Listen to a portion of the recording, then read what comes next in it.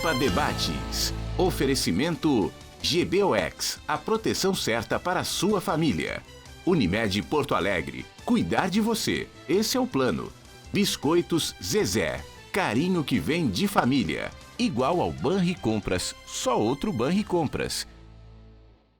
Estamos iniciando mais um Pampa Debates, recheado de craques. Ao meu lado, deputado da Bala, atual secretário de Desenvolvimento Econômico e Turismo do Estado do Rio Grande do Sul, Rui Irigaray. Prazer tê-lo aqui, Rui. O prazer é meu, Paulo. Você está aqui na Pampa, aqui, prestigiando esse que é um dos grandes programas aqui, tu que é o maior agregador aqui do Estado do Rio Grande do Sul. Olha, eu disse uma coisa para eles antes de iniciar o programa. Teve a inauguração da van lá em Viamão.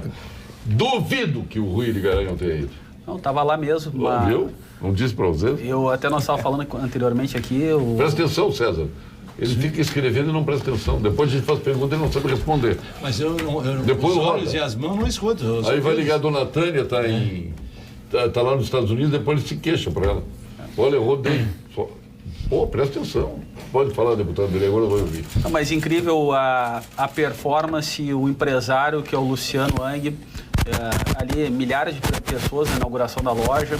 Hoje uma loja de referência internacional, a Van, que mostra assim que o Brasil tem capacidade. Nosso empreendedor brasileiro ele está preparado, né? E ali a Van, que gerando já diretamente 200 empregos diretos aí. Esse ano, 4 lojas aqui no Rio Grande do Sul. Ano que vem a perspectiva de mais 6. E o Luciano não está investindo só nas lojas, está investindo nas PCHs, né? São pequenas hidrelétricas, né? Tem 4 projetos que já estão em construção aqui no estado do Rio Grande do Sul. Então, é um empresário que é catarinense, olha só... Quantos hidrelétricos ele tem aqui? 4 PCHs. Sim, 4, mas vai entrar mais 2, né? Mais 2, são um total de 6 PCHs. Isso é para vocês verem o que... É o inverso, o empresário catarinense investindo no Rio Grande do Sul, né? Acreditando no nosso estado, nesse novo momento que o Rio Grande do Sul vive de oportunidades. Sabe quem tem mais faixas do Grêmio Futebol Porto Alegre? Não tem nem ideia. Olha... Até porque eu não sou gremista. Olha aqui, tu lembra do apartamento... Tô fardado mesmo. Tu lembra do apartamento do Gedel? Sim. Quem tinha 53 milhões de reais. Mala preta. As malas pretas. Pote, caixa, tudo. Se tu for no apartamento César Pacheco, tu vai te apavorar. É mala de faixas do Grêmio. Opa, cara, que mais faixas conquistou no Grêmio. Maravilha, né? Toda a admiração pelo Grêmio. Muito obrigado, Paulo Sérgio. Bondade tua, né? Apesar não, bondade não, é competência. Eu gostaria que tivesse mais de dinheiro também para ajudar. Não, mas... Não, mala preta, né? Não, mala preta, né? Foi um cara da Polícia Federal, já. Não, mas dinheiro é bom sempre, né, Paulo Sérgio? Mas isso aí foi bom, foi conquistado com bastante suor, bastante... Tu deu tudo de si para jogador. Essa classe de entrevista do jogador, dei tudo de mim, né? Para atingir esse objetivo aí, vamos entrar no campo gramado, né? Mas é bom, Paulo Sérgio, é bom recordar e tenho, assim, muito carinho, né, pelo Grêmio, tanto que faz 40 anos que eu sou conselheiro e trabalho há 40 anos pro Grêmio sempre sem nada assim, trabalho por gostar, né? Por querer. E graças a Deus a família toda virou gremista e estou muito feliz por essa classificação agora para a Libertadores do ano que vem. Walter Nagelstein. Eu queria concordar com o Irigaray em parte. Hoje eu não tenho parabéns para te dar, hoje é só pro Rui. Eu também, mas eu quero concordar contigo em parte. Ele é o maior agregador que eu conheço fora daqui. Aqui dentro ele é um grande... Intrigueiro. Eu sou o maior bombeiro que tem aqui. Aqui dentro ele é um grande intrigueiro, tá entendendo? Vocês saibam aí em casa que o Paulo Sérgio... Na chegada na sala dele já, na chegada na sala, descendo aqui a escadaria, aqui quando chega no estúdio, ele tá sempre fazendo intriga. Esse negócio da mala, eu vindo pra cá... Tá me chamando de incendiário, então? Eu sou bombeiro, rapaz. O senhor carrega um extintor... Eu boto fogo para apagar depois. Extintor numa mão e uma tocha na outra.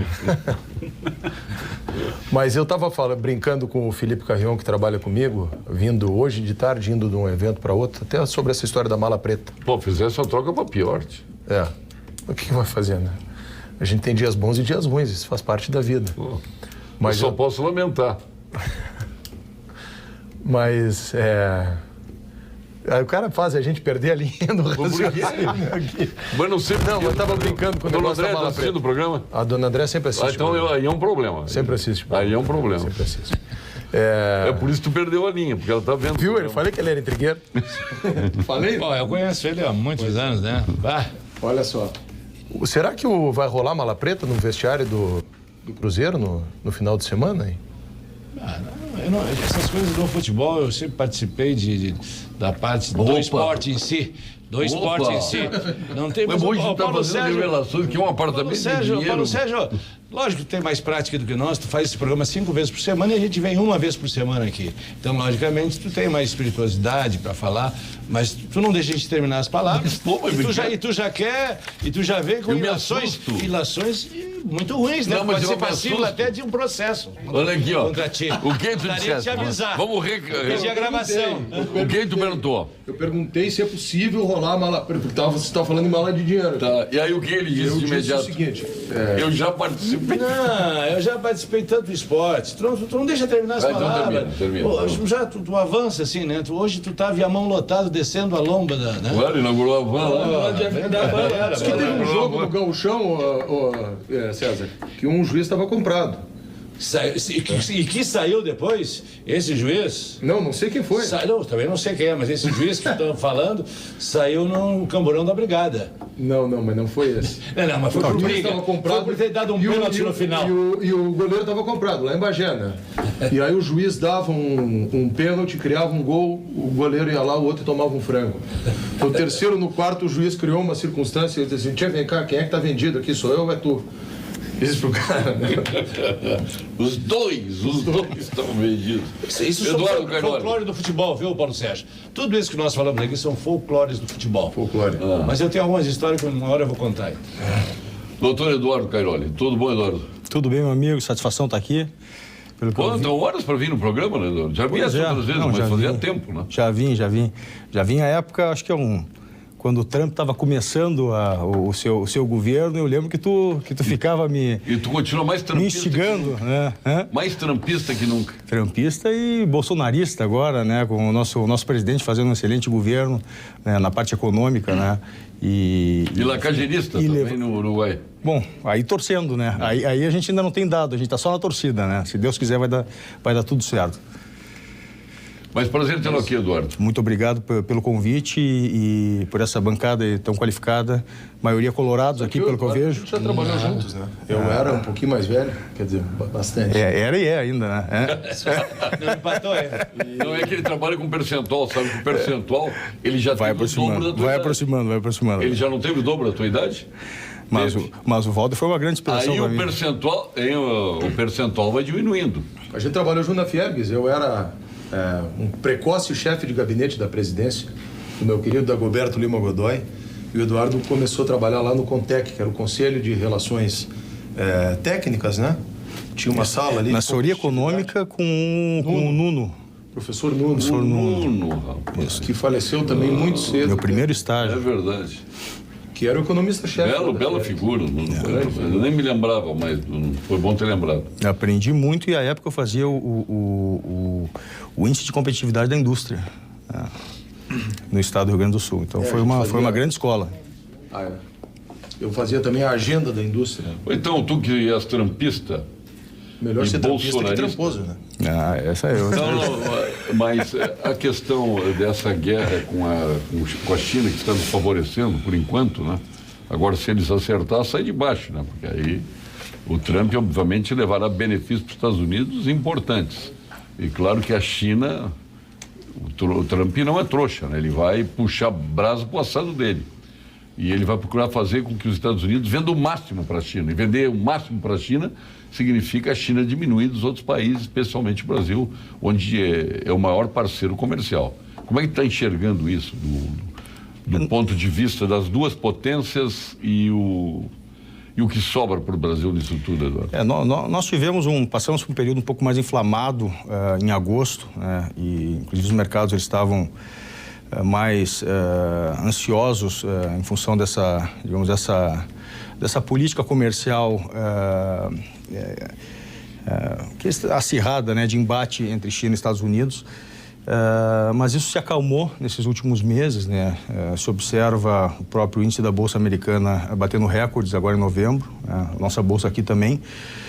E se espera que um entendimento, óbvio que se tem de um lado, o presidente Trump ele tem um jeito peculiar de lidar com as situações, Hoje ele deu uma declaração dos setores de aço e alumínio, né, que ele tiraria os subsídios do Brasil com aço e alumínio, em função da desvalorização cambial que nós tivemos aqui da nossa moeda. Mas o próprio mercado reagiu de uma forma positiva quanto a isso e então se tem uma expectativa não que isso aí não vai ter um impacto. Agora, o que é interessante é que a China ela cada vez está perdendo mais espaço, né, na economia mundial em função do a China não tinha nada lá há alguns anos atrás, algumas décadas atrás, e hoje já se tem uma estrutura, então a tendência é que se tenha uma desaceleração no crescimento, e isso que está se observando. A expectativa é que em 2020 a economia que mais cresça no mundo seja a Índia. Então a Índia deve passar a China no ano que vem e começa a ser um motor... Não, isso aí eu estou vendo com uma enorme surpresa. Começa a ser um motor de crescimento a China, mundial. Em 5 anos, é a maior economia do mundo. Não, a China esse ano ainda vai ser a maior economia do mundo. A China esse ano deve crescer 6,2%. Não, maior ainda é americana, né? Não, em termos de PIB, em termos de crescimento, de crescimento percentual. Tá? Não, eu estou falando de resultado final. Sim, de resultado final é americana, tá? Mas eu digo de crescimento percentual. Se estima que o mundo vai crescer esse ano 2,9%. Sim. Tá? E o ano que vem também 2,9%, mas levado pela China, que vai crescer 6,2% esse ano. A Índia vai crescer 5,7% esse ano, e o ano que vem se inverte. A China cresce 5,8% e a Índia cresce 6,2%. E passa a ser a economia que mais cresce a taxas absolutas no mundo. Então, passando a ser, digamos, o motor de crescimento mundial. Óbvio que a China ela tem um porte continental, a Índia também tem uma economia muito pujante. Fora a população, né? Tamanho da população. Exatamente, o que está acontecendo na Índia é exatamente que tem uma população que antes era totalmente desassistida, que está entrando no mercado consumidor, e isso está levando o país a crescer. Então, temos novidades. A China, ela é absolutamente antagônica em si, né? Ela tem uma miséria absoluta e tem uma riqueza fantástica. A China já não é tanto. A China tem quase 1 bi 500 milhões, não, a Índia antes, agora a China. A China tem 1 bilhão e 500 milhões de habitantes, desses 1 bilhão e 500, 300 milhões são milionários. As desigualdades da China diminuíram abruptamente, na Índia não. Mas isso ocorreu nos últimos 20 anos, né? Sim. Então foi em função dessa aceleração do crescimento econômico. E o Xi Jinping, esse é craque. Ainda hoje eu estava lendo um artigo do Hélio Beltrão na revista Mises.org sobre esse problema da declaração do Trump e o que isso... Qual era a origem dessa questão, que eu acho que está um pouquinho motivada ainda na declaração mal dada pelo ministro da Economia do Brasil semana passada, quando ele falou que os brasileiros tinham que se acostumar com o dólar alto. Eu acho que qualquer analista americano tendo visto aquilo deve ter dito ao presidente, olha, isso é uma política brasileira, eles estão querendo de fato fazer o que a China vinha fazendo durante algum tempo, que é a desvalorização da sua moeda, e foi aí que começou a guerra. Mas a China, de 1979, estava lendo o artigo do Hélio Beltrão aqui, ainda hoje, de 1979 até agora, foi a maior taxa de crescimento econômico da história da humanidade. Foi uma taxa na média de 10% ao ano. Tirou 800 milhões de pessoas da linha da pobreza. Então é um negócio... O que dizia o Deng Xiaoping? Todos ficaremos ricos. É um negócio absurdo. Porém, uns ficarão ricos antes dos outros. Mas já... E o caminho é esse. A própria Índia também tem um mercado de classe média de algo em torno de mais de 300 milhões. O problema é as desigualdades são muito maiores. Sim, muito maiores. Mas eu acho que para crescer nessa proporção da China, tu vê que a China tem 1 trilhão de PIB em 2018, a China está com 14 trilhões, os Estados Unidos com em torno de 22 trilhões de dólares, então é uma diferença muito grande, né? Eu acredito que sim, né? Tem espaço, eu concordo com o Eduardo, tem espaço para a Índia crescer bastante, mas a gente vê que é um abismo, né, de crescimento, né, de 3 para 14 trilhões. Mas também a gente está vendo também que também para chegar nos Estados Unidos, né, que é mais de 20 trilhões, também é um pouco complicado. Então, tem que crescer, o PIB desses países emergentes tem que crescer bastante ainda, para que se possam, pelo menos, estar próximo ao PIB dos Estados Unidos. O Japão, que é uma ilha, o PIB é a terceira economia do mundo, 5 trilhões, né? Então, o Japão sabe fazer muito bem o tema de casa, porque tem valor agregado. Isso que eu tenho falado. E a Alemanha? A Alemanha é 4 trilhões, que é a quarta, né? E a Índia é a quinta. Então, nós vemos assim, Paulo Sérgio, que... Qual é o tamanho da Alemanha? A Alemanha, pois é, é isso que eu estou falando. O Brasil, olha o tamanho do Brasil, um país continental, né? E olha a diferença do PIB desses países, né? Mas sabe por quê, Paulo Sérgio? O brasileiro não entendeu que a gente tem que vender a valor agregado. Mas não adianta aí, China jamais vai comprar valor agregado. Não, mas exatamente isso. Mas a gente pode também... se o Brasil não quiser vender, eles não compram. Exatamente, mas eu acho que a gente pode também beneficiar também para a venda nesse produto aqui no Brasil, nesse mercado tão importante que tem um consumo interno gigantesco, que muitas vezes a gente manda o produto do setor primário para fora e a gente importa muito do setor já beneficiado, importa para o Brasil. Vender por valor agregado, que é... Tecnologia também. A gente quer pegar a matéria-prima primária, commodity, e colocar tecnologia em cima, beneficiar ela, também importa que a gente, com perdão da redundância, importa que se importe insumos para fazer isso. Porque ou maquinário, bens de capital, ou outros insumos que a gente tem aqui aplicado. O maior parceiro comercial do Brasil é a China. Uma pergunta, a China compra produto com valor agregado? Não. Não compra. Não compra, não adianta. Não interessa agora a nossa carne. Por que a carne foi o valor que foi? Porque deu uma peste suína e a China teve que matar praticamente a metade do seu rebanho suíno. E aumentou demais a demanda por carne brasileira. E a demanda... é a mesma coisa que com o dólar. Na verdade, essas coisas todas... Aqui o nosso economista, não sou eu. Mas se o governo brasileiro começa a reduzir o juro, que é o que a gente tem feito, durante muito tempo a gente queria, não começa a remunerar o capital externo que estava aqui no Brasil na forma com que já foi embora. O investidor queria. O capital externo já foi embora. E aí ele quer ir embora. Quando ele quer ir embora, ele vai comprar dólar para levar o dólar para fora. Quando ele começa a querer comprar dólar, não tem dólar no mercado, o preço do dólar sobe. E aí chega o preço que o nosso dólar chegou. Eu acho que o Trump queria fazer, e aí nessa história não tem amigo, eu estava vendo hoje de manhã o pessoal aí numa rádio aqui dizer assim, mas não era o Trump que era o amigo do Bolsonaro. Eu acho que Trump e Bolsonaro têm uma agenda política em comum. Ponto.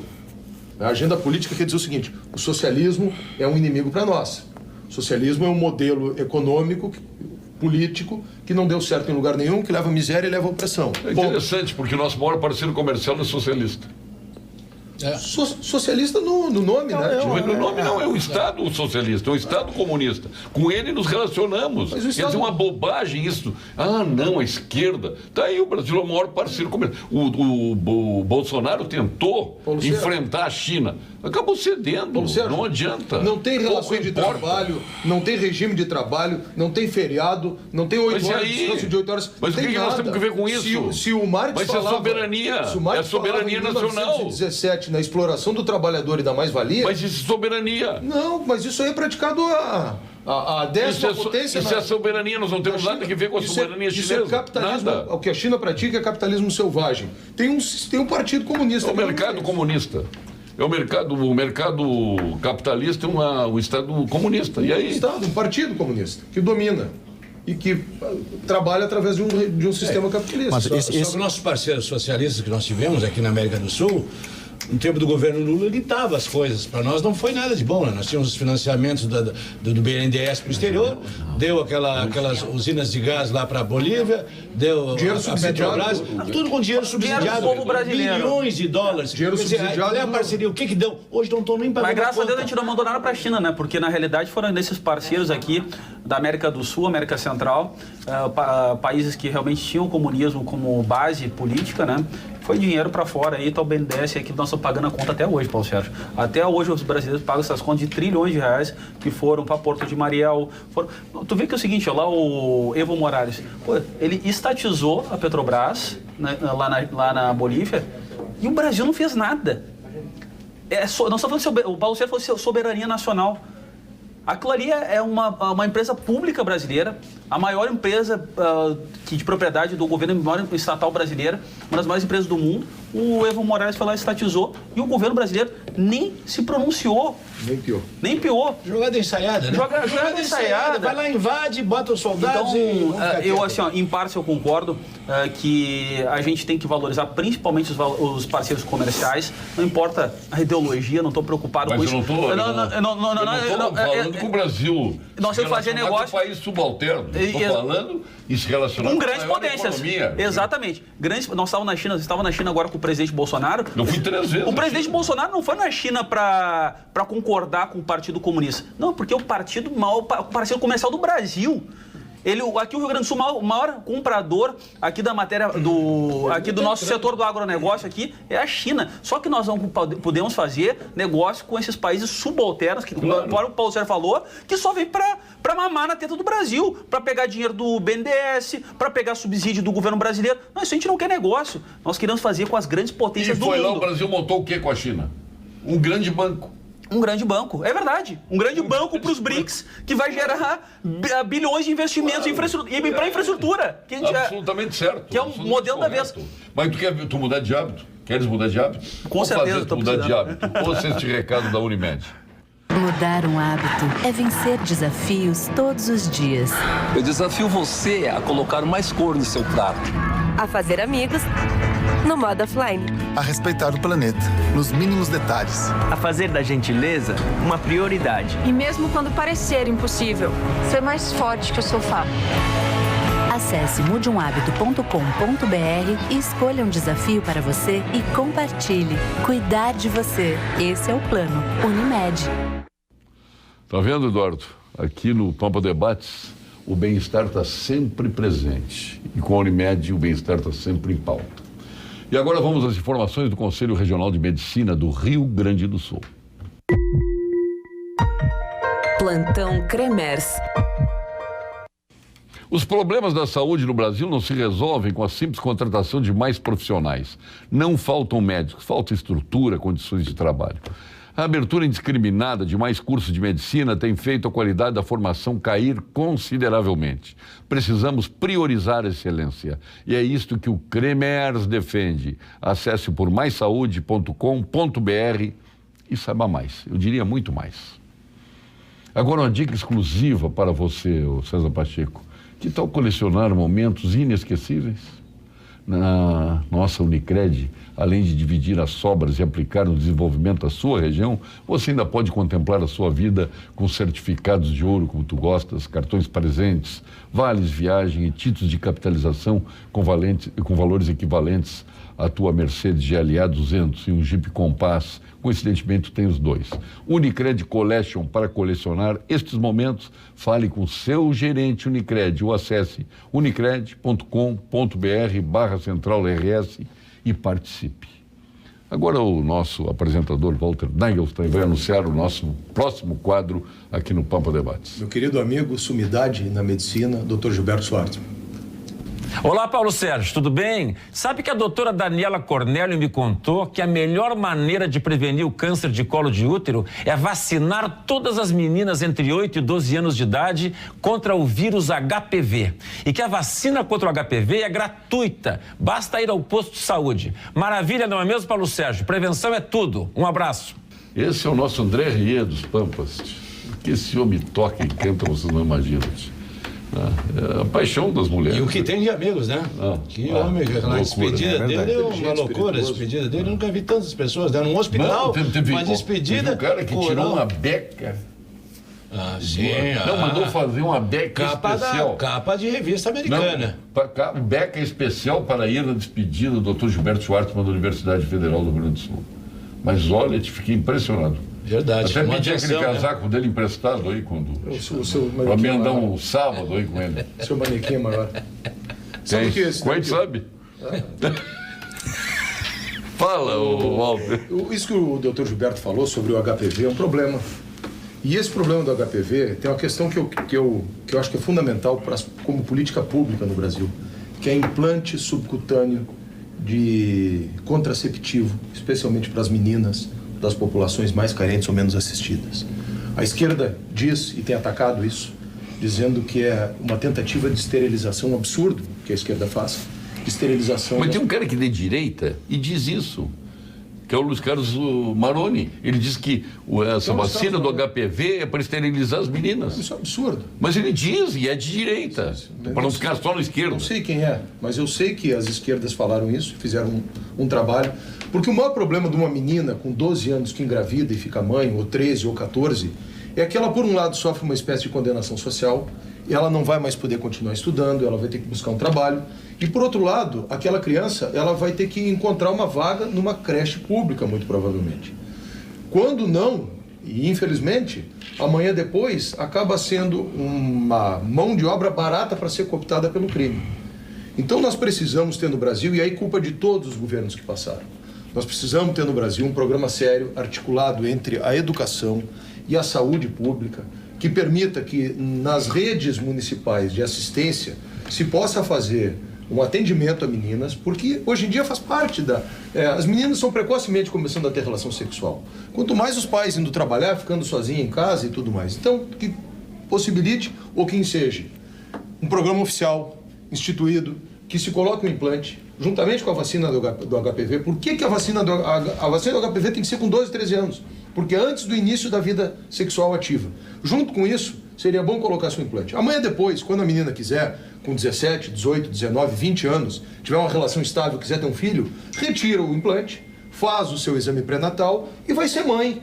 Ou vai ser pai, o homem, com toda a responsabilidade parental. Mas a gente precisa ter um programa sério. Ainda bem, hoje, tu já tirasse a tua candidatura para o prefeito. O homem é pré-candidato, está em plena campanha. Retirou, Rui? Não sei. Não tirei pré-candidatura nenhuma por enquanto, Paulo Sérgio. Vamos aguardar os próximos meses aí.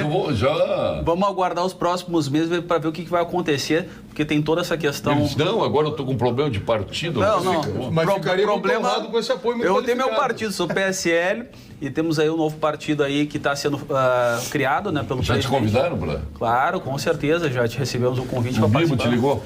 Bibo Nunes, mas ele não está nem na organização do partido, que isso é uma organização nacional feita pelo Flávio Bolsonaro e pela doutora Carolina Cufa. Então, acredito que aí uma parte, assim, os estados, o próprio presidente, né, lá no lançamento do partido, ele falou que não tinha nenhum presidente estabelecido nos estados e que isso será definido num segundo momento. Mas eu continuo firme e forte no PSL, nosso partido.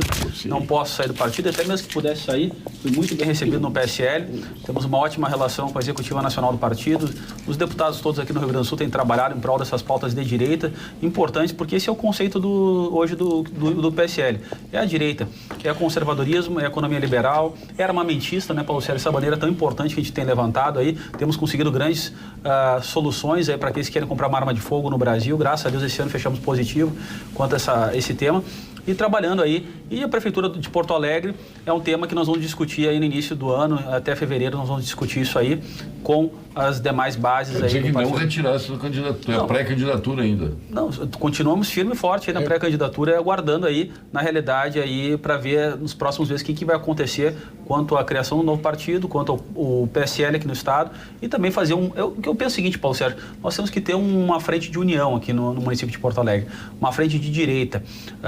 O Walter aqui fala muito bem sobre essa guerra que vivemos aqui no município há muito tempo já, ideológica, e acredito que é o seguinte, é a vez de Porto Alegre, é a vez de ter uma grande frente de direita para que se possa eleger um prefeito realmente que possa fazer as mudanças que Porto Alegre tanto necessita e tanto precisa, né? Um prefeito que olhe para Porto Alegre realmente com um olhar... Pode ser o Walter esse prefeito? Pode ser o Walter, pode ser outras pessoas, pode ser eu, pode ser outras pessoas que tenham esse alinhamento político, né? Eu acredito que o Walter pensa muito parecido com o nosso pensamento, identifica muito com o nosso pensamento, mas também tem outros candidatos e eu acho que nós não podemos dividir. Nós temos que fazer uma frente unida nesse momento por Porto Alegre. Mas eu acho que está havendo assim, ó, eu não me recordo dos últimos eleições para a Prefeitura, Porto Alegre, tantos pré-candidatos a prefeito, não, Paulo Sérgio? Pô, aqui no programa tem vários que vêm aqui no programa, né? Mas é um direito, a Nádia. Eu concorri em 2000. Eu acho que é direito de todo mundo, mas... Eu concorri em 2000. Eu estou dizendo a quantidade, não estou dizendo que acho que é direito de 100 quererem concorrer. Agora, vai ser difícil essa união que o deputado Eu acho que a união fica mais difícil na medida que a lei eleitoral mudou e ela impõe que não haja mais coligação nas proporcionais para vereador. Isso determina com que o fato de que os partidos queiram concorrer com um candidato próprio para poder buscar fazer nominata de vereador. No lado da esquerda, eu vejo uma discussão de se vão criar uma candidatura própria, o pessoal já saiu fora. O pessoal, como sempre, aliás, disse e sempre faz uma franja marginal dessa votação, em torno de 5%. Vai apoiar quem, pessoal? O pessoal lança candidata própria. Vai lançar? A deputada, minha ex-colega vereadora aqui, hoje deputada federal, Fernanda Melchiona. Quer dizer que não vai com o PT, não? Não. Uma aliança PT... Eles sempre vão com candidatura própria. Uma aliança PT, PCdoB e outros partidos, não é novidade também, sempre foi assim. Sempre concorreram, mas a questão era que os outros partidos apoiavam o PT sempre. Agora, o que esse movimento da esquerda quer é que todos apoiem a deputada Manuela Dávila. Eu quero concordar de novo com o nosso secretário, deputado Irigaray, mas eu quero dizer o seguinte: quando a gente pensa em alguém para pilotar um avião, tem que saber se o cara vai sentar no cockpit de um Airbus e saber em que botão que ele vai tocar. Eu acho que uma cidade que tem um orçamento de 7,5 bilhões de reais, que tem 30 mil servidores, não pode mais cair em aventuras. De chegar alguém que não saiba aonde quer ir, em primeiro lugar, ou seja, tem que ter um plano de voo, e em quais botões vai tocar nesse avião, porque senão a gente vai passar mais 4 anos ou mais 8 anos com uma cidade, infelizmente, nessa situação. A curva de aprendizado demora muito, Paulo Sérgio. Boa noite, Paulo Sérgio. Aqui é o Júlio. Deixa eu ver, tá entrando tanto WhatsApp que eu não consigo ver o nome dele. Júlio. Olha aí, ó. Não consigo ver. Tá presenciando aqui, né? Olha aqui. Entra por cima, coisa linda ver isso aí. Bom, não para o Júlio de Gravataí. Boa noite, Paulo Sérgio. A China é uma ditadura. Pergunta para o doutor Eduardo se Hong Kong e Taiwan querem aquele regime. Não. Tem. Inclusive, Hong Kong tem tido inúmeras manifestações contrárias ao regime, né? E tem sido uma tensão muito grande esse processo, né? Que a China ela quer impor o regime em Hong Kong que a população tem feito manifestações se manifestando contra esse movimento, né? Bom, eles estavam acostumados com um regime britânico, né? Que é muito mais brando e completamente diferente. Claro, né? Completamente diferente. Eu acho que a China até deu muita autonomia para Hong Kong. Mas foi uma das condições do retorno de Hong Kong à dominação chinesa, foi que se mantivesse o modelo econômico, que se mantivesse... E o que aconteceu foi que expirou o prazo, né? Agora que venceu o prazo, que está essa discussão da reintegração de Hong Kong à China. E o interessante é o seguinte, as Forças Armadas da China não entraram em Hong Kong. Então esse é um combate policial, por enquanto, né? Está na esfera policial. Sim. E a polícia, tu vê que a polícia não tem uma agressão mais forte. Como é que tu chamaria isso do poder armamentista? Está só com armas de defesa natural, que é o gás, que é as balas de borracha. São armas não letais, né? Isso daí são armas não letais. Isso aí, na realidade, a ditadura chinesa ela é um caos, né? É um caos para quem vive naquele país. Eu tive recentemente a oportunidade de conhecer a China e aquele povo é um povo muito aguerrido para o trabalho, né? Mas eu estava vendo... Eu convivi mas tu vê que tu foi em Xangai, parece uma cidade ocidental, povo feliz nas ruas, com dinheiro. Mas tu sabe que não se tem ali uma vida social, Paulo Sérgio, aquele povo ali, tu vê que ele praticamente trabalha 24 horas por dia para sustentar o Estado. Então, o Estado... Eu acho estranho o seguinte, o socialismo e o comunismo, né? Eu tive a oportunidade de estar lá no banquete, no palácio lá, e a gente vê o seguinte, né? Não tem nada de socialista nem comunista. Claro que não. Lá, foi o que eu falei. Na porteira para dentro, né? Claro. O banquete que foi nos servido lá, né? Eu também pelo governo chinês, tu vê que o governo chinês, quem está dentro do governo, quem está dentro do poder, quem está no partido comunista, eles vivem realmente os prazeres do capitalismo ocidental. Então, há uma total, assim, incoerência, né? Aquela coisa que o pessoal tem vindo, a gurizada tem falado nas redes sociais, né? O socialista de iPhone. É muito demagogo, né? Esse socialismo, esse comunismo chinês aí que vive. Mas Irigaray, mesmo na Rússia, nos áureos tempos, existia uma coisa que se chama dachas, e as pessoas podem pesquisar aí, D-A-S-H-A-S, dachas, que eram lugares onde a alta direção política do Partido Comunista usufruía de uma condição de vida que o restante do povo, ou o proletariado, vamos dizer assim, não tinha.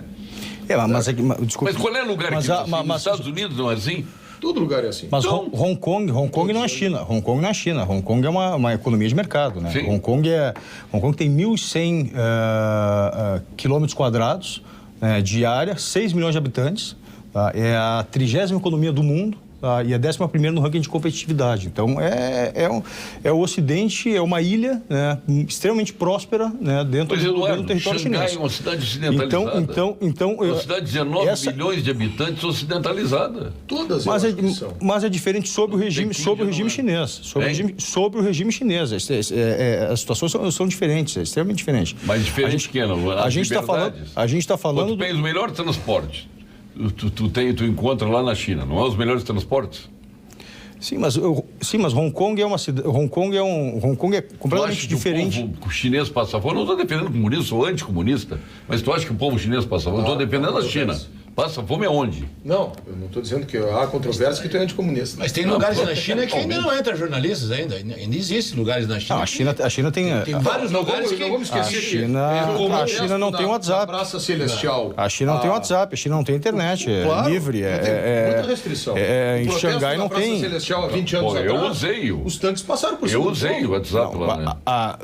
Lá tem o WeChat, que é outro sistema. É outro sistema. É um sistema monitorado pelo governo. É completamente diferente. Tem um controle lá na China, tem um Big Brother lá na China, tem o sistema de... Big Brother existe. Esse sistema de identificação facial, né? Tem uma presença do Estado muito forte em cima... Mas isso aí não estamos exigindo em todos os países, identificação facial? O desenvolvimento tecnológico que nós queremos, mas eu acho que não para fins políticos. Eu acho que isso aí para a segurança pública tem funcionado muito bem.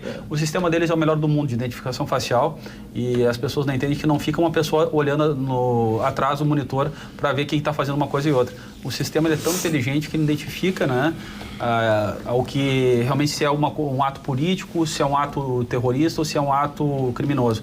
Então, ali a China tem esse sistema mais organizado do mundo. Até o mercado tem isso. Hoje, quando a gente entra nas redes sociais e faz uma compra eletrônica, ou quando a gente entra no Facebook e escreve ali, ou em qualquer outra rede social e a gente escreve dados, existem softwares que estão permanentemente compilando o que o cara gosta, onde é que ele vai, que bebida ele prefere.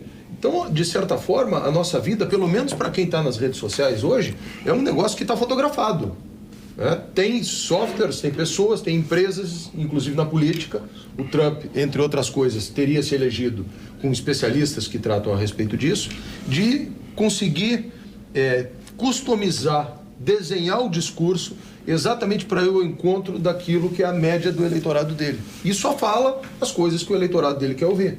E ele consegue fazer isso através dessas ferramentas de inteligência que identificam quem é o cara, onde é que ele está e o que ele quer escutar. E é tudo entrelaçado hoje, né? O WhatsApp, Facebook, Twitter, é tudo a mesma empresa e dali tu recebe. Quando eu acesso meu WhatsApp, qualquer empresa, quando eu abro meu Facebook, tem lá já a propaganda da empresa. A única questão é essa. Pode o Facebook pegar essas informações e usar para determinados fins? Deu um problema nos Estados Unidos agora há pouco tempo, que se descobriu que vazaram essas informações ou que venderam. Ele pode usar para ele, pode usar. Pode usar para ele. Ele é uma empresa. Mas não para devassar a vida das pessoas. Se descobriu, inclusive, que tem um aparelhinho agora que tu compra e coloca em casa, que ele ouve o que está conversando, que a gente está falando dentro de casa. Como é que é o nome? Lembra? É o Alexa, o Amazon.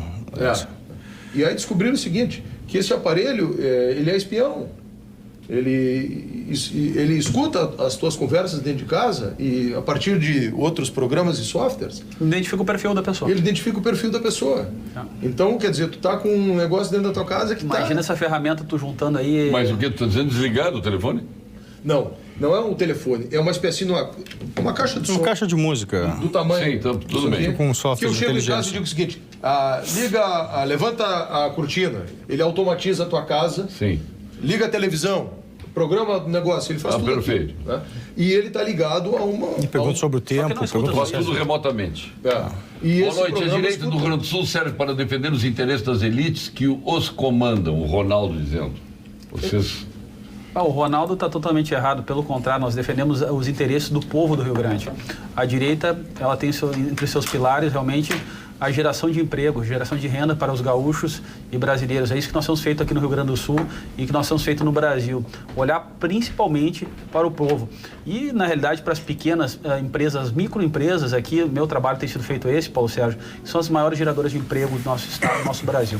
Então, discordo totalmente do que ele falou, porque nós temos trabalhado para aqueles que mais precisam.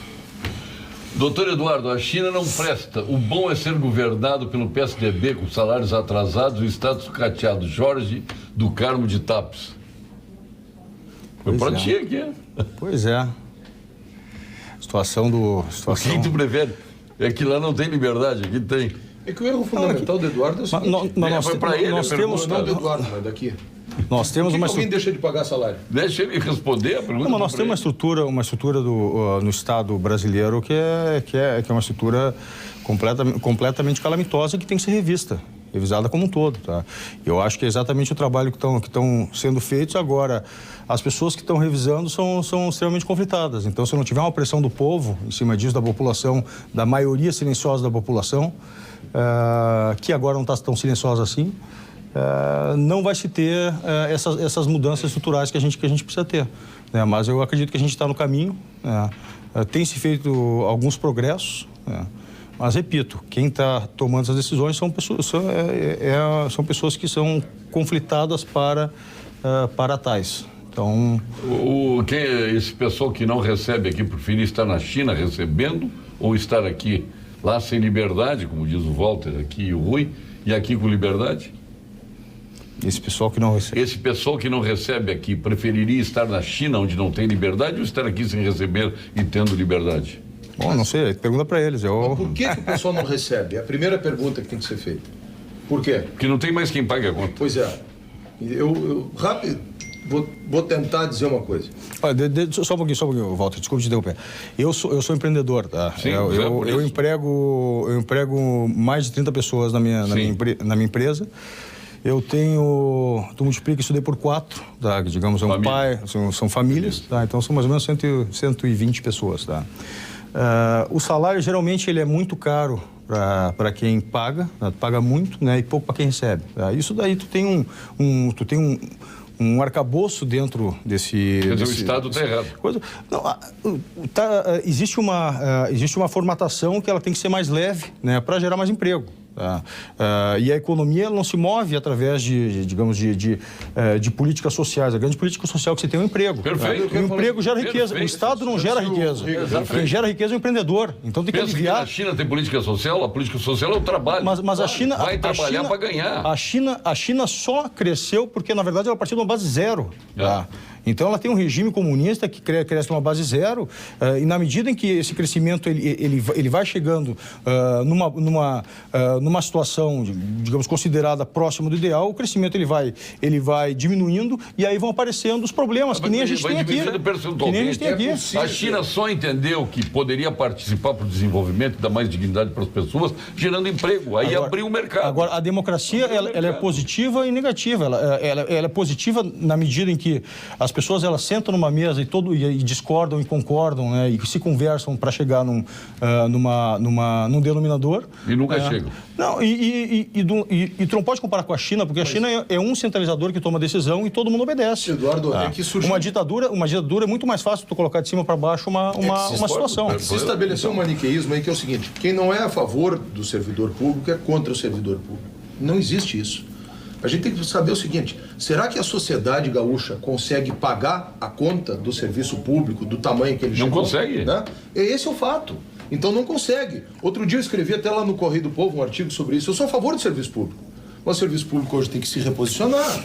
Não é possível mais nós termos os avanços, por exemplo, de carreira, independentemente de meritocracia ou de produtividade, que uma folha cresça 5%, 6%, 7% ao ano. Tem muito populismo aí, né? Tem populismo. Tem muito populismo furado aí de alguns aí que estão usando isso aí. De algumas pessoas, infelizmente, que se sentem atingidas e ofendidas. Ele está no direito dele, mas ele precisa ter uma compreensão um pouco maior. Que um governo, quando deixa de pagar, não é porque o cara é perverso e quer deixar de pagar. É porque... Deixa eu te dar uma água Itati aí, porque tá falando muito. Deu um boto para ti, me dá um copo. Obrigado. Aí, uma Itati para ti. Mas teve governos socialistas que incharam o funcionalismo público, né?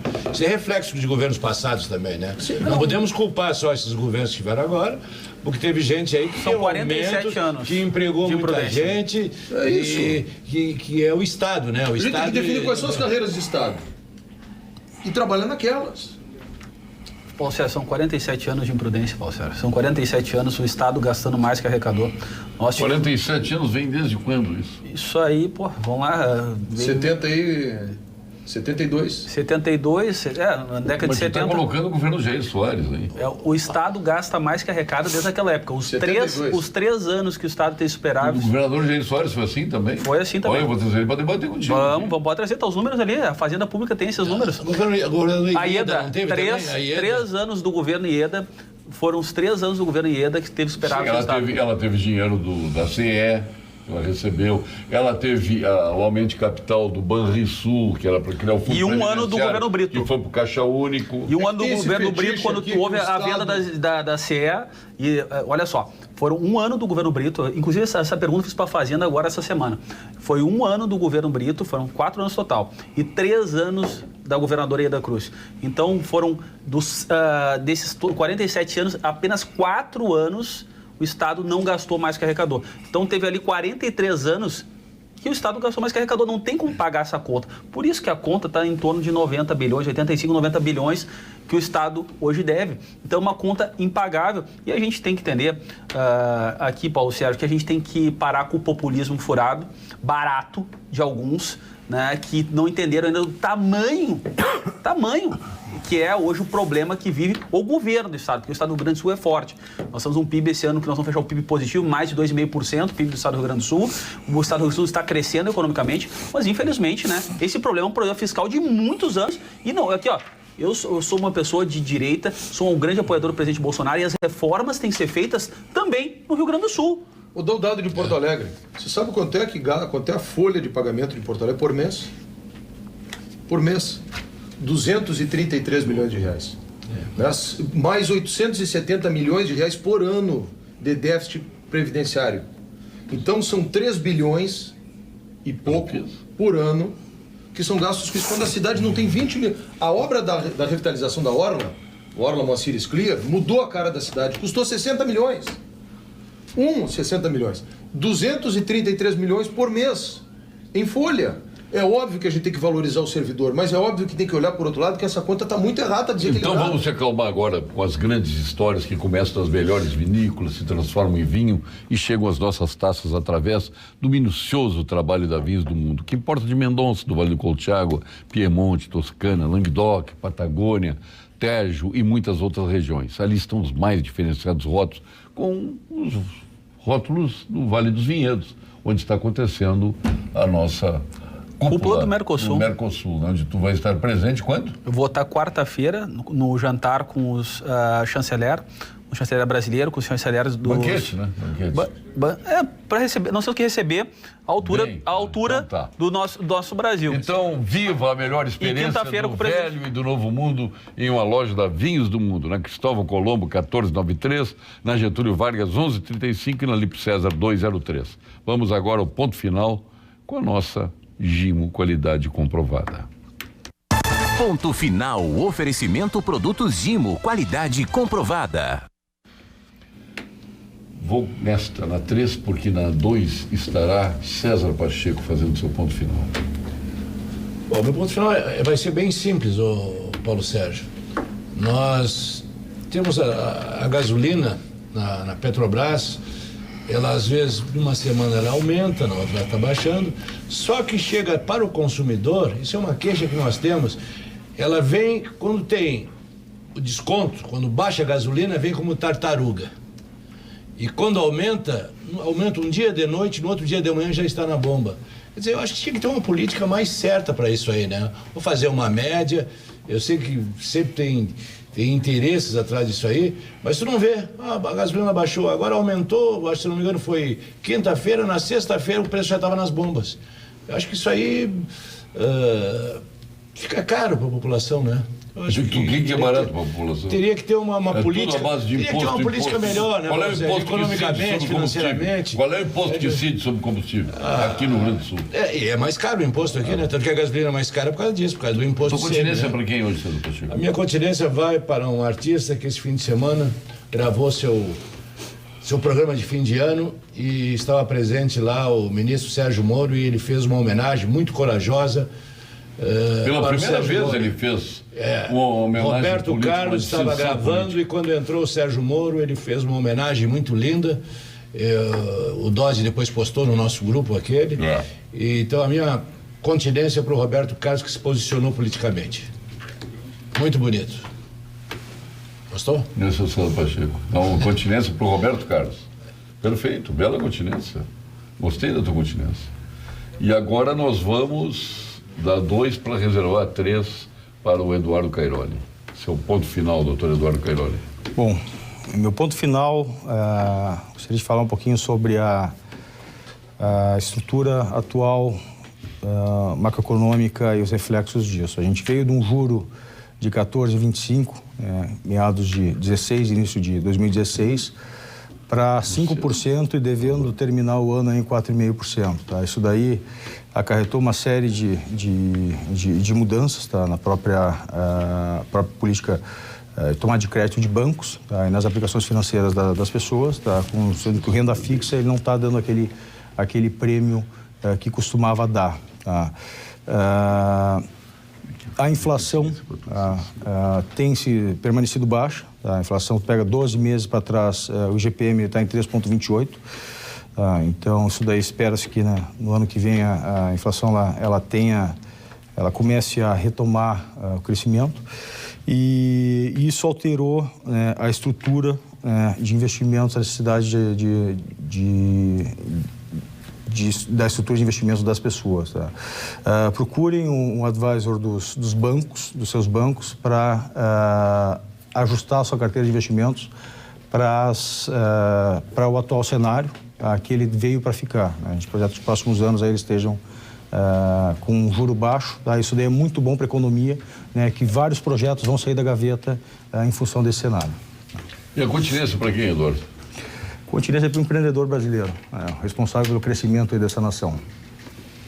E agora nós vamos à continência do Walter Nagelstein, pré-candidato à Prefeitura de Porto Alegre. A continência ou dá para fazer o ponto final? Faz antes o ponto final. Bom, tu pode fazer a continência até o ponto final. Eu quero fazer a aqui nós temos, aqui na China, aqui tu tem liberdade. Então quero fazer a continência. Já faz os dois, então. Fazer a continência para o... Não é tanta liberdade assim, o senhor trabalha... Mas pode,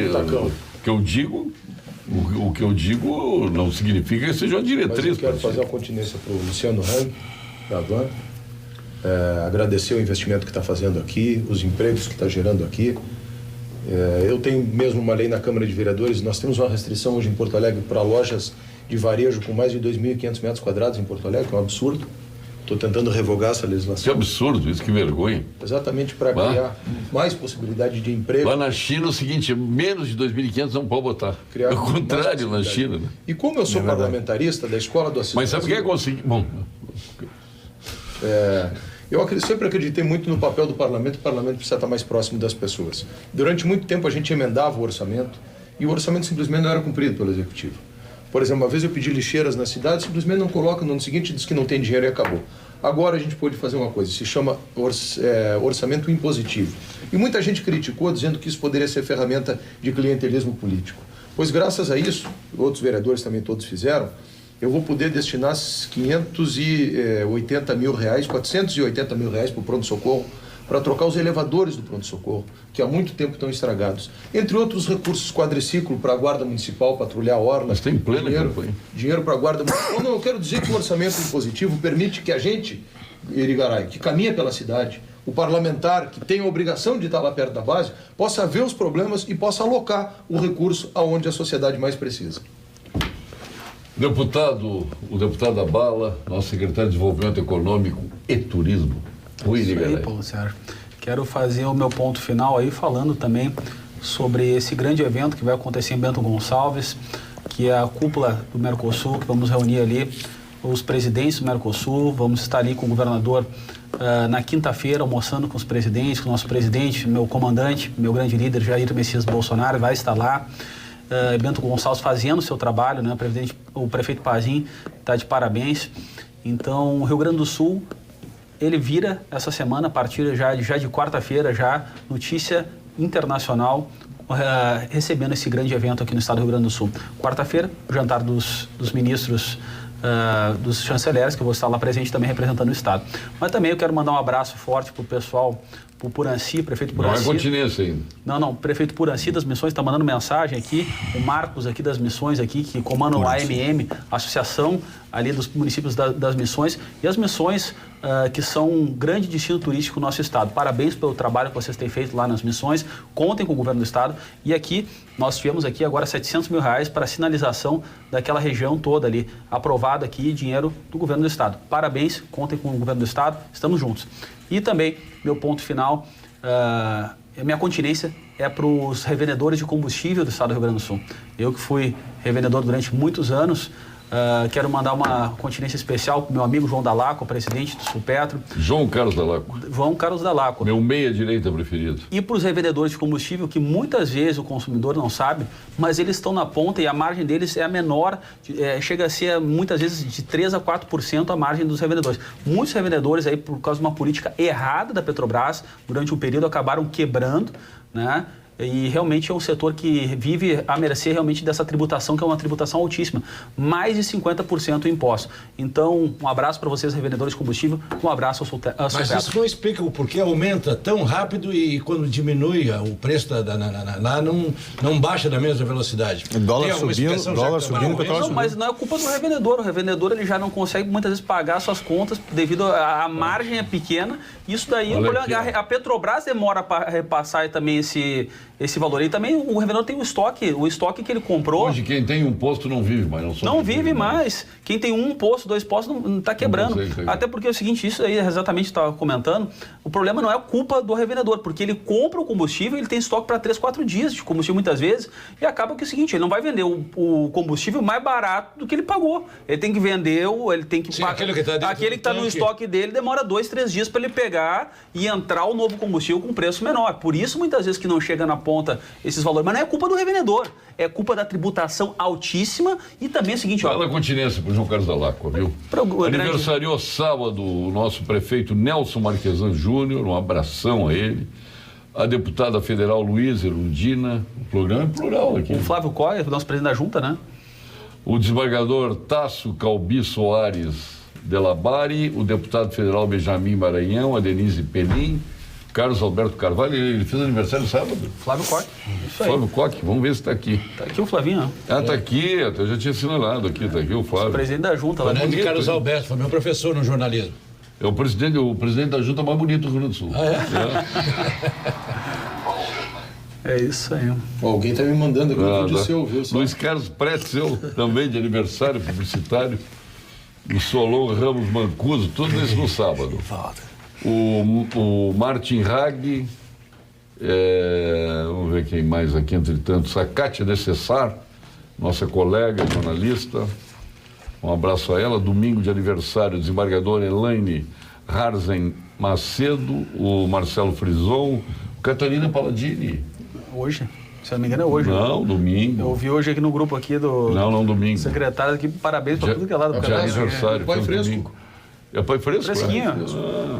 O Beto Messias, assessor lá da SECOM, governo federal, a Tatiana Balbinot, o Avremiro Zimmermann, mais conhecido por Nenê Zimmermann.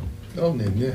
O Ronaldo Berwanger, o Ademir Maria, teu guarda-valas, o goalkeeper, o Benjamin Bacalchuk, o Antônio Luiz Brás, foi nosso colega aqui na Rede Pampa, o ex-comandante da brigada Nilson Nobre Bueno, o governo da IEDA com Malma, a Cristina Sorrentino, o Abdon Barreto Filho, que foi anos do Plaza São Rafael, não sei onde é que anda o Abdon, mas muito dedicado ao turismo. Trabalhou na Secretaria de Turismo. Trabalhou lá na Secretaria de Turismo. Muito bom. No governo passado, né? Isso, muito bom. Uma grande profissional. figura, professor também da PUC.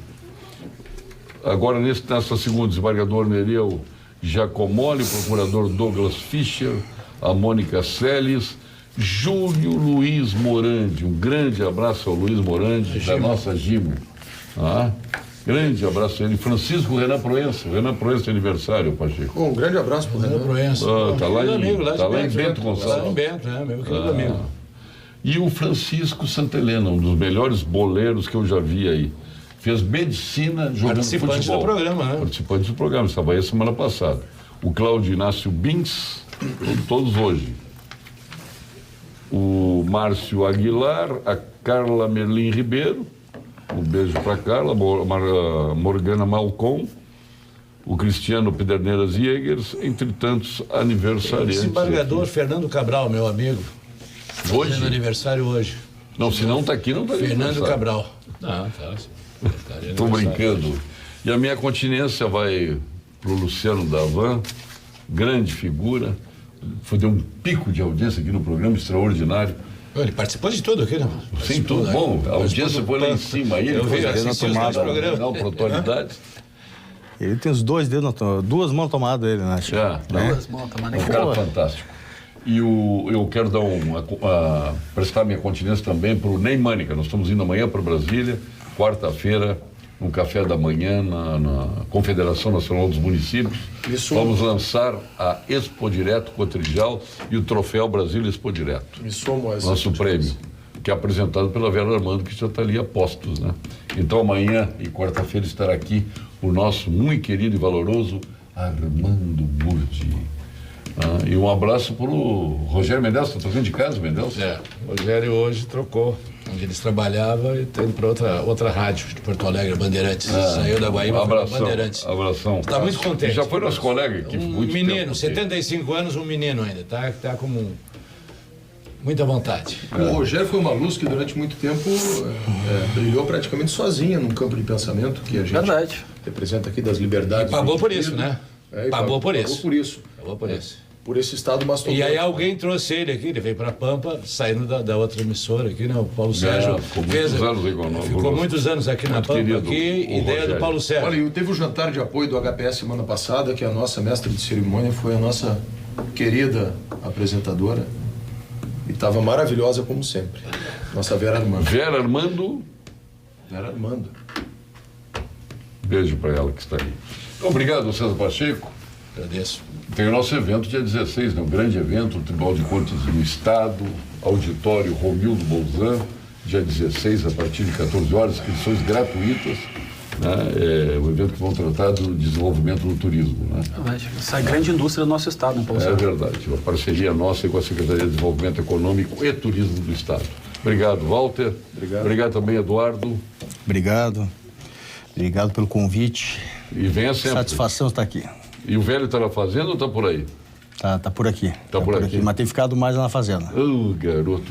Tirou uma folga do governo do Estado agora. Voltou para as raízes. Voltou para as raízes. Tá andando de bombacha, o Paligato. Mas, se eu te mostrar as fotos, tu não acredita. Grande figura. Um abraço a ele. Nós retornaremos... Amanhã temos um Pampa Debate com o Armando Burdi. Vamos retornar na quinta-feira. Né? Então, sucesso aí para o nosso Armando Burdi. Eu só lamento que o programa das mulheres, quarta-feira, ele vai apresentar. Então eu vou só assistir o programa lá de Brasília. Obrigado a todos. Até quinta-feira, até amanhã. Continue com o nosso Pampa Debates aqui com o Armando Burdi. Obrigado, boa noite.